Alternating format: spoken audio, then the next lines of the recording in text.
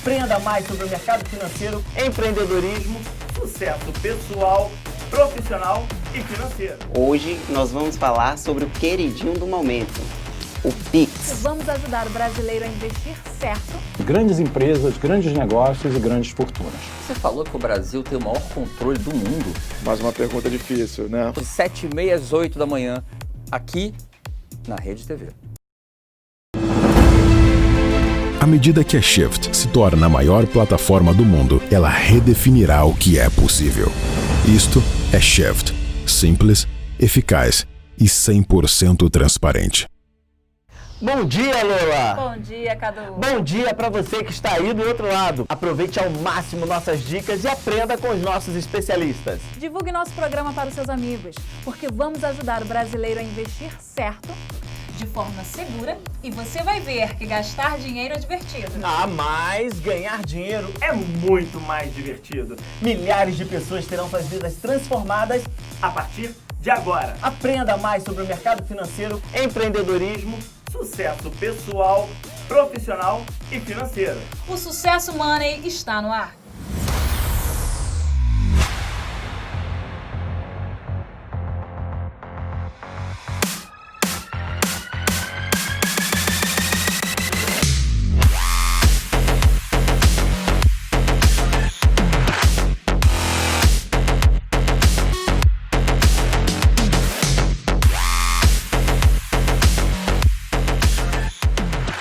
Bom dia, pessoal! Hoje nós vamos falar sobre o queridinho do momento, o Pix. O Pix entrou em operação agora no último dia 16 de novembro. O novo sistema de pagamento instantâneo promete mudar a forma de fazer transferências e pagamentos no país e afirma que será o mais rápido, barato, moderno e acessível a toda a população. Boa parte da população ainda tem dúvidas sobre o funcionamento do Pix. Eu vou responder a alguns desses questionamentos. Coloca aí na tela. Vamos à primeira pergunta. Para uma transferência ser feita, as duas pessoas deverão ter o Pix? Você não precisa estar cadastrado no Pix para poder fazer uma transação. Apenas vai ter que utilizar mais dados, como nome, e-mail, telefone, e vai poder fazer um envio. Quais são as chaves? E posso usar a mesma chave para vários bancos? Essa pergunta tem gerado muita dúvida nas pessoas. Vamos responder para ficar bem claro para vocês. Hoje, você pode cadastrar seu CPF, seu e-mail, seu telefone e uma chave aleatória que o banco vai te fornecer. Porém, você só pode cadastrar uma chave em cada banco. Você não pode utilizar a mesma chave que você usou em uma instituição e cadastrar em outra. Fica essa dica para vocês. Última pergunta. Posso pagar o boleto com o Pix? Sim, você vai poder pagar boleto e contas de consumo com o Pix. Ainda não está em funcionamento, mas as empresas que aderirem vão poder emitir o boleto ou sua conta de consumo com o QR Code. E ali você vai poder fazer a leitura com a sua câmera no Pix. Vai facilitar a vida de muitas pessoas. Dicas de ouro. Não cadastre todas as chaves Pix em um único banco. Escolha a instituição que você mais utiliza e cadastre apenas uma. Não se limite para depois você ter problemas para conseguir fazer o cancelamento. Próxima dica.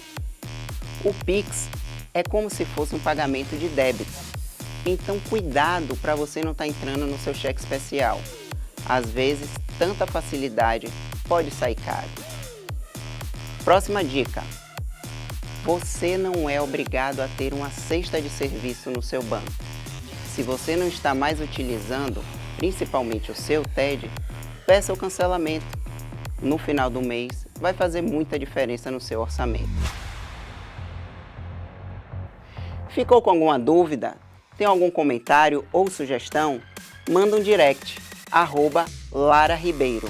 Nos vemos no próximo programa.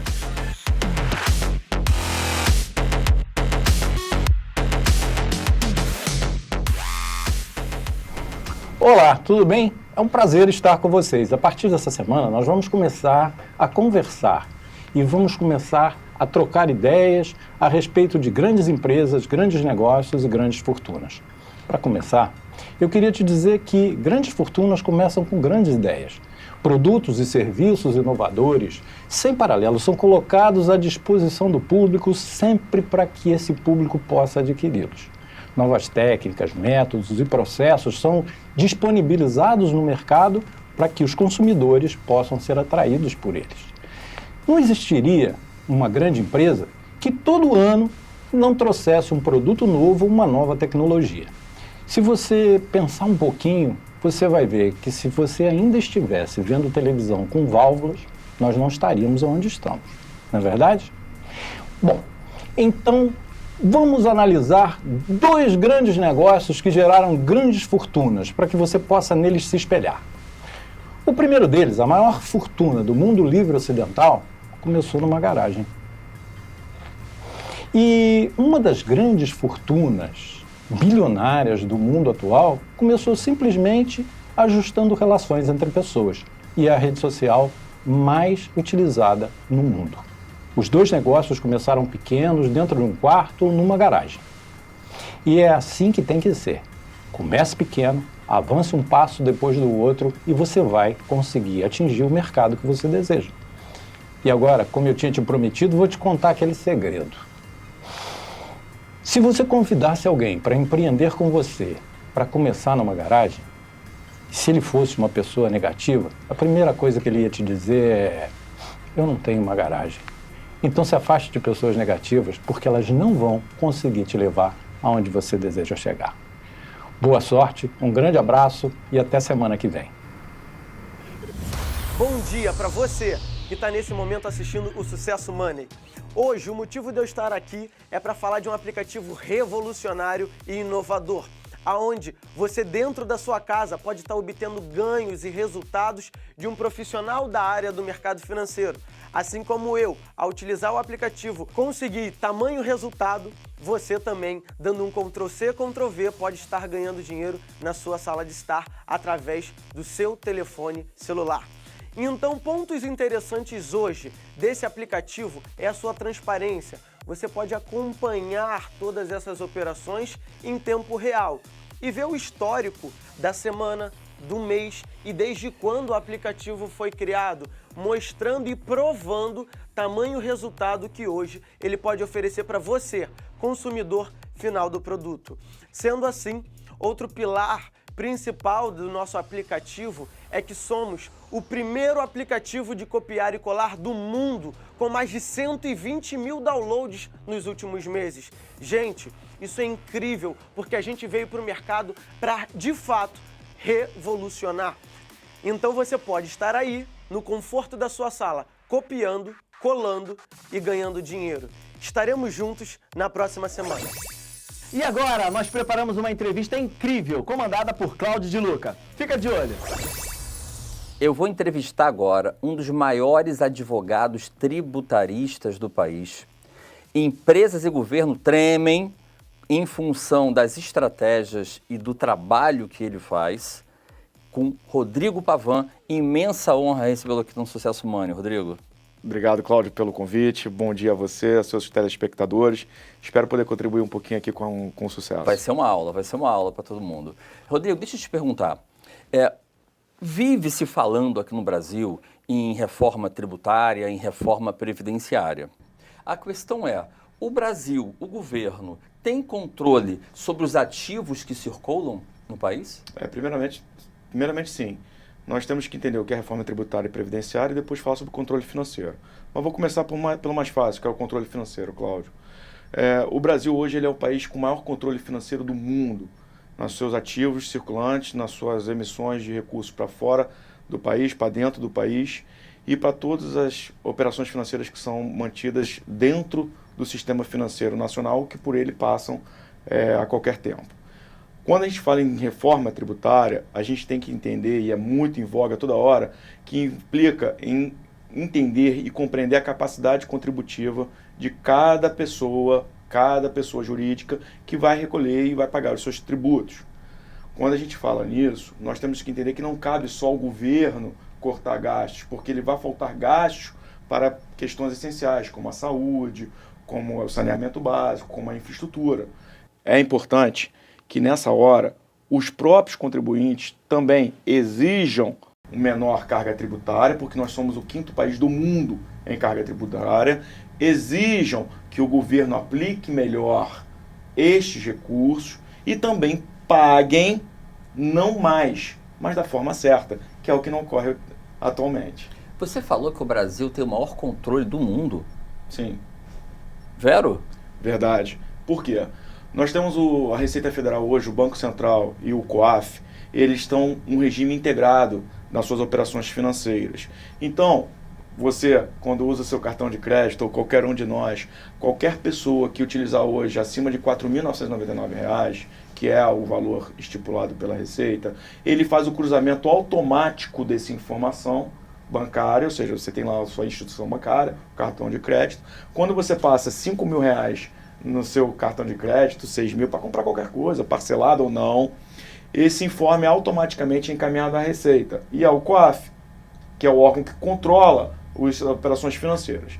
E aí a Receita Federal ela vai começar a monitorar na sua declaração de imposto de renda do ano ou do exercício subsequente, ou seja, no ano seguinte, se você está compatível com os seus gastos. Então você não pode declarar, por exemplo, que ganha 1.000 e 2.000 e ficar gastando 5.000 no mês, 3.400 no outro, 8.000 no outro, e o governo vai dizer, olha, peraí, tem alguma coisa errada. Então nós temos o maior controle financeiro do mundo nesse sentido. Me dá um exemplo de como que o governo consegue pegar esse desencontro de informação. Tecnologia. O Brasil hoje é o país mais tecnológico do mundo nesse sentido. Quer seja ele no controle financeiro, quer seja no sistema eleitoral. Nós hoje conseguimos saber que um presidente da República, após encerradas as eleições, ele está eleito em 2 horas, 2 horas e meia. Vídeos dos Estados Unidos, que está levando aí agora recentemente semanas, porque é um regime ainda muito rudimentar. O Brasil então exporta tecnologia, exporta capacidade.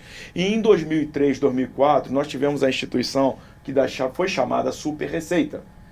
São computadores gigantescos que fazem o acompanhamento e monitoramento de todo o fluxo financeiro que os contribuintes, as pessoas em geral, e todos nós fazemos no nosso banco. Então, se eu deposito em espécie X reais ou se eu gasto X reais acima daquilo que é normalmente praticado por você, isso gera um alerta de controle financeiro e você vai passar a ser monitorado a partir dali. Então, o Brasil hoje tem o maior controle financeiro do mundo.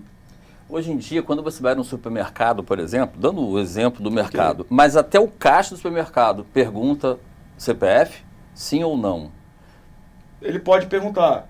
Você não é obrigado a responder, mas é porque aí a gente está falando em deduções fiscais ou quaisquer tipo de benefícios, como, por exemplo, tem no estado de São Paulo, tem no estado do Rio de Janeiro, quando você exige que aquele estabelecimento emita uma nota fiscal em seu CPF, não é para que você diga quanto você está gastando, mas sim o supermercado diga que ele realmente está vendendo. Então as pessoas podem falar, não, ok, vou dar o CPF, não tem problema. Sim, não tem problema nenhum. Eu estou contribuindo, as pessoas estão contribuindo então com a não sonegação? Exatamente.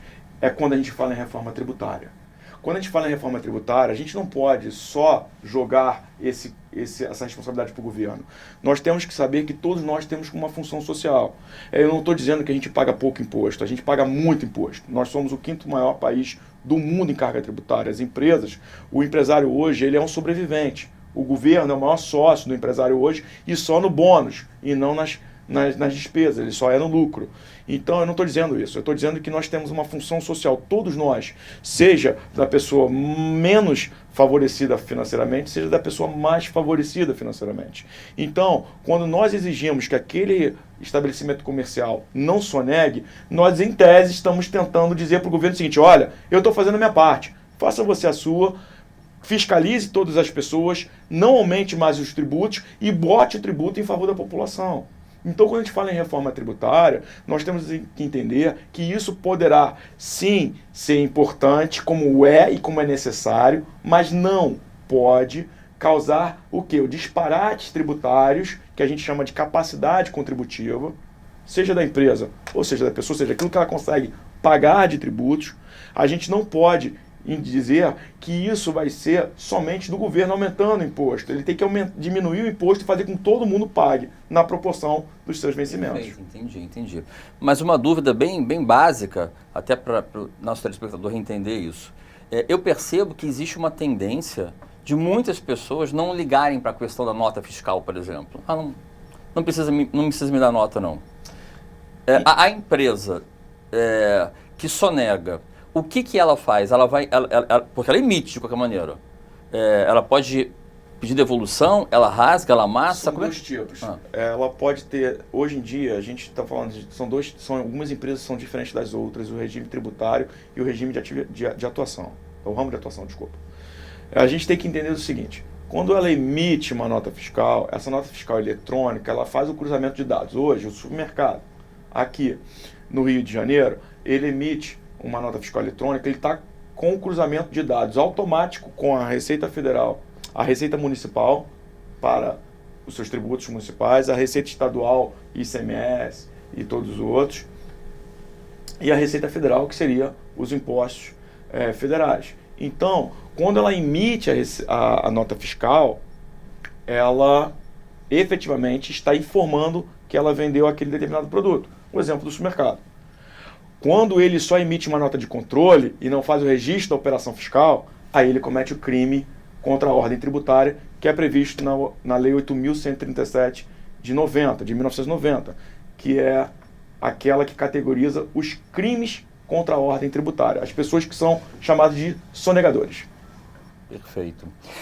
Eu tenho uma questão muito curiosa também, porque eu percebo o seguinte: existe um movimento que tem interesse em fragilizar o governo no sentido de o governo só rouba, esses impostos não servem para nada, esse dinheiro do imposto some. E aí eu, como cidadão, a população, então ela começa a achar que ela não tem que realmente declarar, não tem que pegar seu cupom fiscal, não tem que exigir nada. Isso é completamente equivocado, né? Porque a gente tem que mudar essa... Na verdade, o governo tem que arrecadar e tem que fazer um bom uso da gestão desse dinheiro, né? Mas como é que é essa questão dessa cultura que o Brasil tem hoje, entranhada de governo não vai fazer nada com o meu dinheiro mesmo, então quero mais que essa empresa sonegue?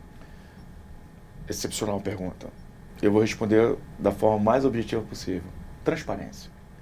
A partir do momento que o governo der total transparência aos gastos públicos, total transparência à contratação de empresas, serviços, pagamento de pessoal, a partir do momento que o próprio contribuinte entender que ele tem que fazer a parte dele também, mas cobrar, e a parte dele não é só pagar, é exigir, cobrar melhor. A gente diz o seguinte: se o presidente da República e os seus ministros fossem cobrados como o técnico da seleção brasileira, nós teremos um país melhor. Isso é uma grande verdade, porque a gente tem que exigir e ver. O que acontece aqui no Brasil, as pessoas não veem os impostos em seus benefícios. A gente só sabe da obrigação e não sabe como é que ele volta para a gente, e isso é uma grande verdade. E infelizmente, quando você tem o Instituto do Desvio, da dispensa de licitação, Cláudio, como por exemplo aconteceu agora no estado do Rio de Janeiro, durante a Covid, que então o governador do Rio de Janeiro, não estou falando de forma apartidária, por favor, ele houve o impeachment dele agora recentemente por desvio de verba, ou seja, desvio de tributo do estado do Rio de Janeiro para não construção ou não continuação da continuidade dos hospitais de campanha para o tratamento da Covid, da pandemia. Isso é um exemplo clássico de que o tributo, o dinheiro do povo, está sendo roubado. Você falou tudo. As pessoas cobram do técnico, cobram do time, a gente não cobra do governo e muito menos dos políticos como nós deveríamos. Claro que sem violência, com inteligência, mas a gente tem que cobrar muito mais, né? Muito interessante. Mas sobre isso agora, considerando que o governador do Rio, entre outros, cometeram ilícitos, né? Desvios, enfim. Eu te pergunto, por que o governo ou órgãos do governo ainda permite, como isso ainda é possível acontecer? Vamos lá. Então a gente tem que... Se a gente tem um controle tão efetivo Por que não se tem um controle efetivo desse dinheiro público? Porque aí tem uma questão um pouco mais ampla. Você falou dos políticos. É uma questão do Congresso Nacional. Nós temos que ter leis um pouco mais duras quanto ao agente público ou ao servidor público. Agente público, por exemplo, são os políticos que ocupam função pública durante determinado período, mas os agentes públicos como um todo, eles têm que ser fiscalizados com mais rigor. E não o rigor só do controle, porque o controle nós temos, tanto é que foi identificado, mas o rigor da lei. A lei não pode fragilizar, a impunidade não pode perdurar. Então, enquanto o povo, nós somos 220 milhões de pessoas aproximadamente no Brasil, temos um país de dimensões continentais. Enquanto a população tiver o sentimento de impunidade, e está mudando. Nós tivemos recentemente o presidente da República preso, governador do estado do Rio de Janeiro preso, outro governador respondendo, nós estamos mudando. 2 governadores do estado do Rio de Janeiro foram presos recentemente. Todo mundo sabe quem não são. Então, o ex-presidente da República também, nós temos que ter o seguinte, a lei ela tem que ser mais rigorosa. E isso depende do Congresso Nacional. Não depende só do presidente da República. Mas o Congresso Nacional não tem interesse em votar contra ele próprio. Aí é outra questão, exatamente. Né? Então o povo tem que pressionar mesmo, tem que pressionar, a mídia tem que ajudar. A mídia tem que ajudar, o seu canal vai ajudar muito. As mídias sociais, hoje a gente tem um canal não só de mídia televisiva, ou mídia televisiva paga, como é o caso aqui, um canal que vai ter uma penetração muito grande, porque você tem alcance hoje em Tóquio, você vai ter alcance na Alemanha, você tem alcance em internet também, a própria internet. Mas esse canal das pessoas, de reverberar, de criar uma onda, sim, nós podemos fazer um país melhor, ele tem que se perdurar. Bacana. As empresas brasileiras e também as multinacionais, elas sonegam mais do que contribuem ou contribuem mais do que sonegam? São 2 momentos. Mais uma pergunta difícil, né? Eu estou vendo que você se preparou. Vamos lá.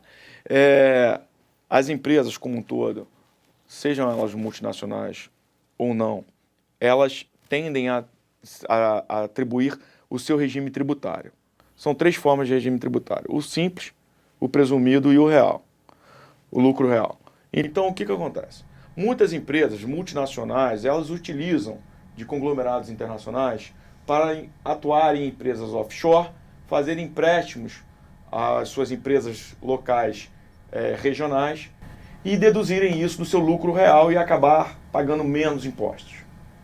Foi claro? Ou seja, elas fazem uma operação de empréstimo para a matriz faz uma operação de empréstimo para a sua sucursal no Brasil, a sucursal tem que pagar de volta e ela deduz isso do seu imposto. Então ela está pagando, está fazendo um exemplo de operação tributária para pagar menos imposto.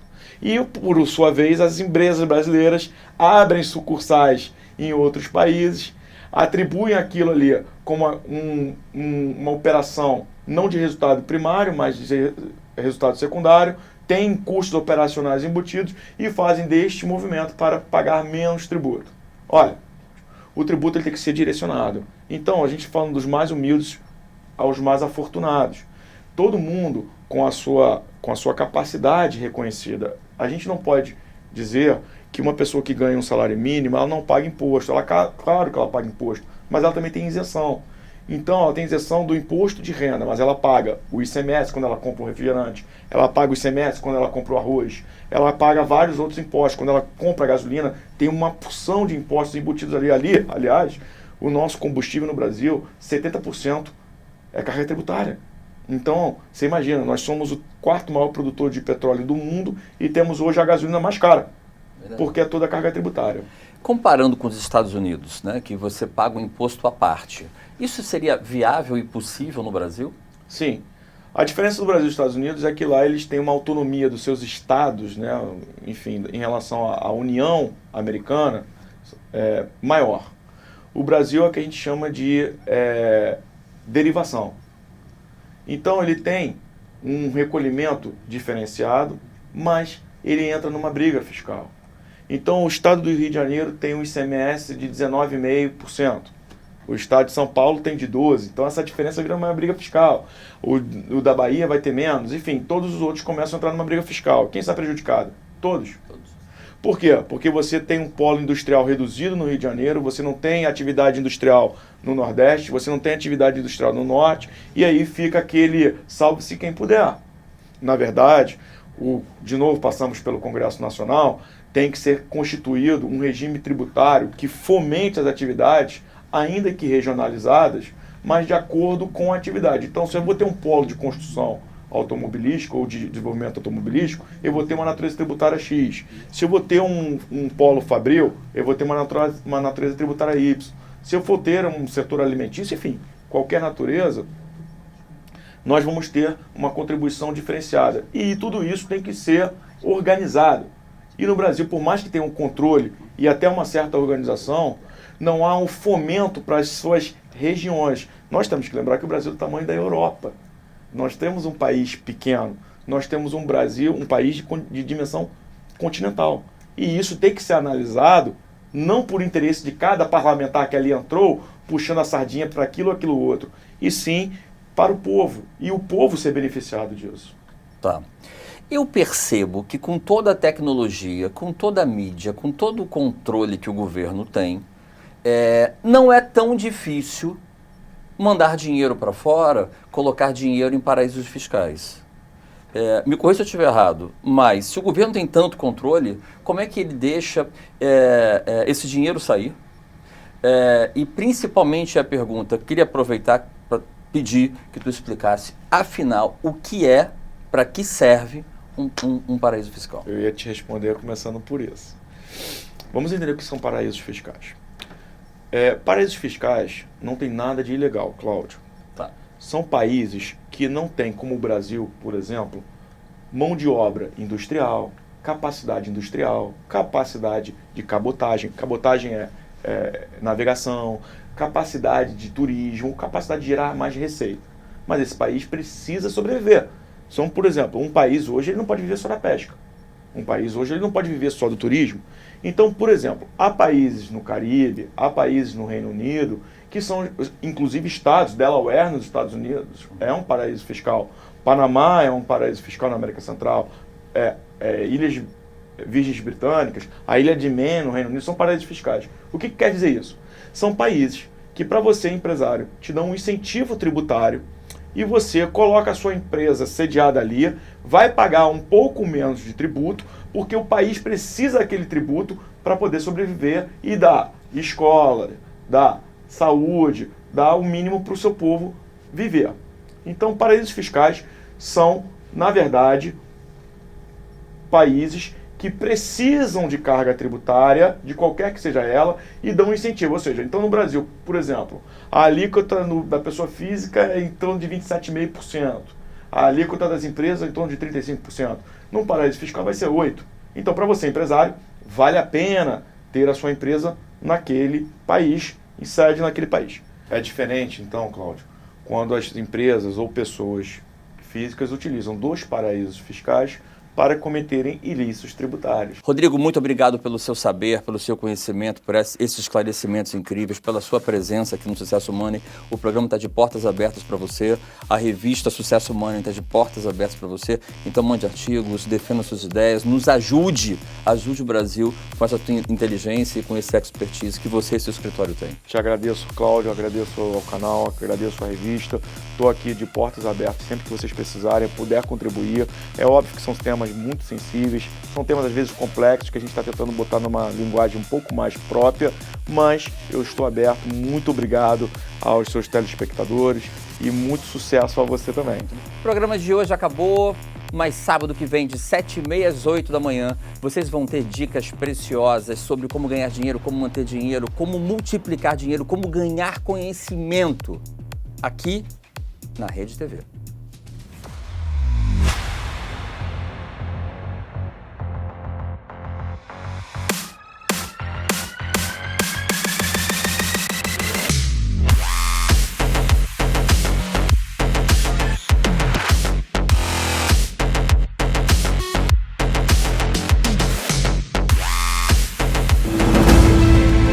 À medida que a Shift se torna a maior plataforma do mundo, ela redefinirá o que é possível. Isto é Shift. Simples, eficaz e 100% transparente.